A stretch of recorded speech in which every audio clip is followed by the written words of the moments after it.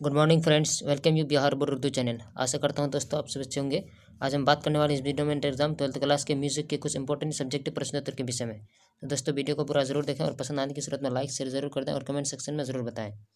साथ ही चैनल पर आने वाले नए दोस्तों से रिक्वेस्ट है कि सबसे पहले चैनल को सब्सक्राइब करके बेल आइकन पर क्लिक कर दें ताकि नए वीडियो का नोटिफिकेशन आप तक पहुँचते रहता है।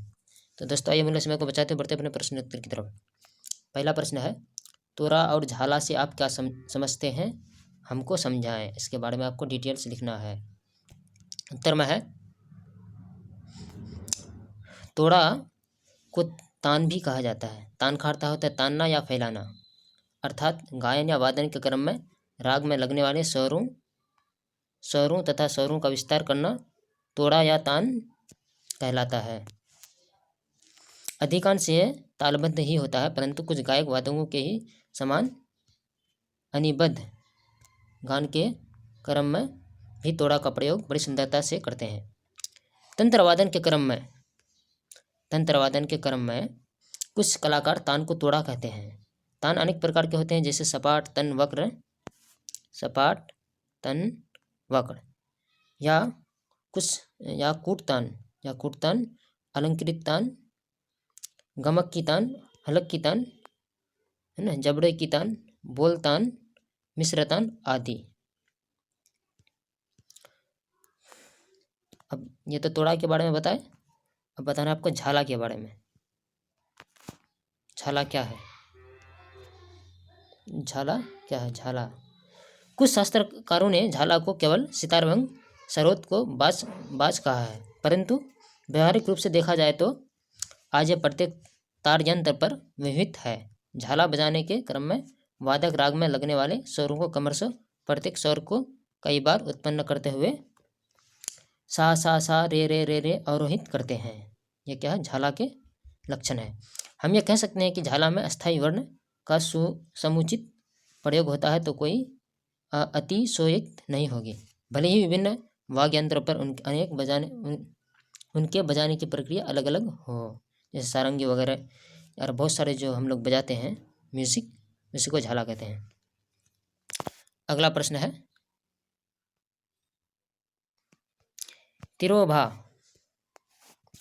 तिरोभाव तथा आविर्भाव क्या है? तिरोभाव तथा आविर्भाव क्या है? उत्तर में है, तिरोभाव आविर्भाव प्रक्रिया हिंदुस्तानी संगीत का एक ऐसा उदाहरण है जिसमें उद्देश्य की प्राप्ति के लिए नियम की क्षणिक अवहेलना की जाती है। इस स्वतंत्रता का उपयोग सबके लिए नहीं अपितु सक्षम व्यक्ति के लिए संभव है। यह किसके लिए? सक्षम व्यक्ति के लिए। हिंदुस्तानी शास्त्रीय संगीत में एक और जहां राग नियमों का पालन अनिवार्य समझा गया है, वहीं दूसरी ओर राग की सुंदरता बढ़ाने के लिए राग नियमों में थोड़ी शिथिलता शास्त्र सम्मत है। वहीं दूसरी ओर राग की बताई गई है। अब कभी राग में सौंदर्य वृद्धि के लिए किसी समय प्रकृति राग की तनिक छाया ला देते हैं, अथवा जिस राग का गायन वादन कर रहे हैं उसके मौलिक स्वरूप थोड़ी देर के लिए छिपा देते हैं, तो इस प्रक्रिया को शास्त्रों ने तोड़ा भाव कहा है। तिरोभाव कहा है। तिरोभाव दिखाने के बाद जब अपने मूल राग में आ जाते हैं तो इसे आविर्भाव कहते हैं। बहुधा लोग इसे तिरोभाव कहते हैं, किंतु यह उचित नहीं है, क्योंकि तिरोभाव के बाद ही आविर्भाव क्रिया संपन्न होती है। पहले तिरोभाव, उसके बाद आविर्भाव। अगर तिरोभाव क्रिया नहीं हुई तो आविर्भाव कैसे हो जाएगी? बढ़ते हैं अगला प्रश्न की ओर। यह तोड़ा और झाला के बारे में समझा है दोस्तों। और ये अगला प्रश्न है, सप्तक क्या है? सप्तक क्या है, इसके बारे में आपको लिखना है। उत्तर में है, 7 स्वरों अर्थात सा रे ग म प ध नी, ये क्या हो गया? सप्तक हो गया। 7 स्वर हो गया ना, के समूह को सप्तक कहा जाता है। ये के सा रे ग म प ध नी के पूरे समूह को क्या कहते हैं? सप्तक कहते हैं।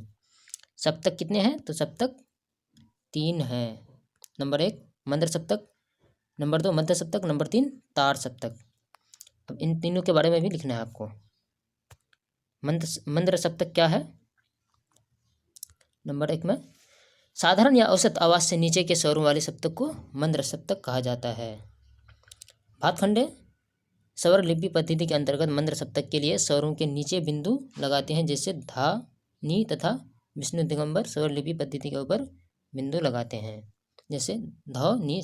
ये क्या हो गया? मंद्र सप्तक हो गया। अब आते हैं मध्य सप्तक में। मध्य सप्तक साधारण या औसत आवाज वाले सप्तक को मध्य सप्तक कहते हैं, जिसकी आवाज न अधिक नीची हो और न अधिक ऊंची। लिपिबद्ध करने के क्रम में इस सप्तक के स्वरों में कहीं भी बिंदु नहीं लगाया जाता है।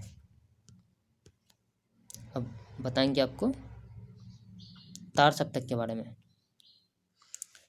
तार सप्तक मध्य सप्तक के से ऊंचे स्वरों वाली आवाज के सप्तक को तार सप्तक कहा जाता है। लिपिबद्ध करने के लिए क्रम में भातखंडे पद्धति के अनुसार स्वरों के ऊपर ग म जिसे अनुसार देख रहे हैं ना, बिंदु देकर तार सप्तक दर्शाया जाता है। इसका पहचान ये किसी भी अक्षर के ऊपर बिंदु देना। जिस अक्षर के ऊपर बिंदु हो तो समझ जाइए कि यह तार सप्तक है। बिंदु देकर तार सप्तक दर्शाया जाता है तथा विष्णु दिगंबर पद्धति के अनुसार स्वरों के ऊपर खड़ी लकीर लगाई जाती है, जिससे गे में, जिसे देख रहे हैं ना मोएकार, ये भी तार सप्तक के पहचान है। तो ये था दोस्तों इंटर एग्जाम 12th क्लास के कुछ इंपॉर्टेंट प्रश्न सब्जेक्ट प्रश्नोत्तर। दोस्तों आज इतना ही तक रखिए, मिलते हैं एक नए वीडियो के साथ। तब तक के लिए आप अपना बहुत सारा ख्याल रखिए। धन्यवाद।